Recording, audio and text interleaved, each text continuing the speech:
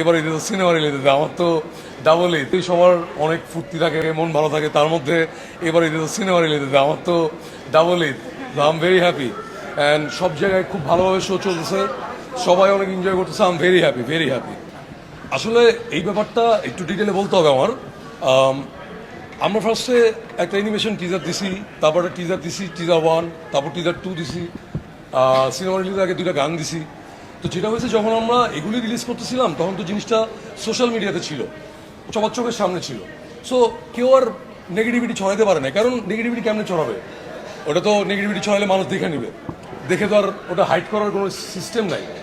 But যেটা হয়েছে, যখন সিনেমা রিলিজ হয়েছে, সিনেমা তো আর সারা বাংলাদেশ একসাথে দেখা পসিবল না, মানুষ টিকিটও পাবে না, হাউসফুল থাকবে।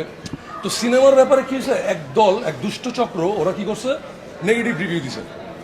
আমি আজকে জানতে পারলাম 2 বছর আগের কোনো একটা সিনেমার ভিডিও কেটে কেটে রকস্টারের নেগেটিভ প্রচারণা করা হয়েছে। অ্যাকচুয়ালি ওই ভিডিওটা রকস্টারেরই না, ওই সিনেমার রিভিউটা ছিল সম্ভবত 2 বছর আগের কোনো একটা সিনেমা। আমি সিনেমাটার নামটা নিতে চাচ্ছি না, বাট ওই সিনেমাটা, ওই যে থুতু মারতেছে যে ভিডিওটা, ওই ভিডিওটা রকস্টারের ভিডিওই না, রকস্টারের শোই না, ওটা 2 বছর আগের শো। তো ওরা কি করছে, এখন সিনেমা তো আর হলে চলতেছে, সিনেমা তো আর অনলাইনে না। আচ্ছা, আমি একটা খারাপ কথা বললাম, যাচাই করার জন্য একজন দেখে নিবে, এত পসিবল না।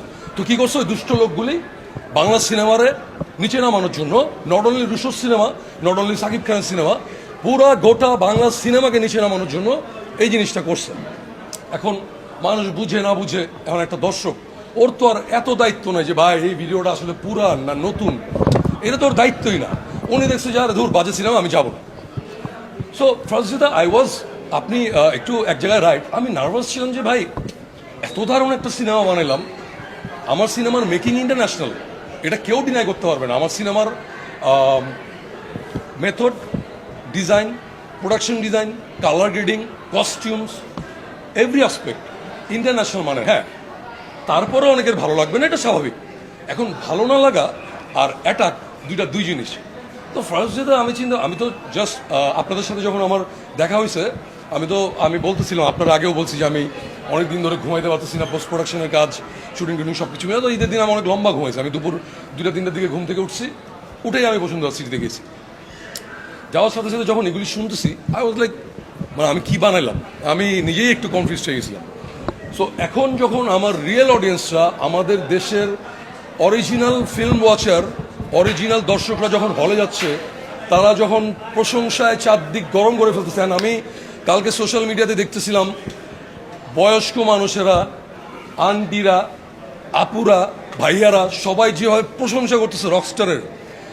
আমি just as a human, as a director, আমি সাকসেসফুল। আমার আসলে আর বলার ভাষা নাই।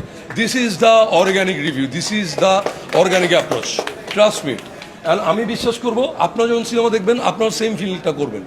সো ডে 1-এর কথা আসলে যেটা বলবো, ওই যে আমি এবার আরেকবার ওয়ান লাইনার পুরোটা কমপ্লিট করি, সেটা হচ্ছে তখন মানুষের পক্ষে জাস্ট সোশ্যাল মিডিয়াতে ক্লিক করে ঢুকে দেখে ফেলবো ওই ওয়েটা ছিল না। এই কারণে দুষ্ট চক্ররা এসব নেগেটিভিটি ছড়াইছে।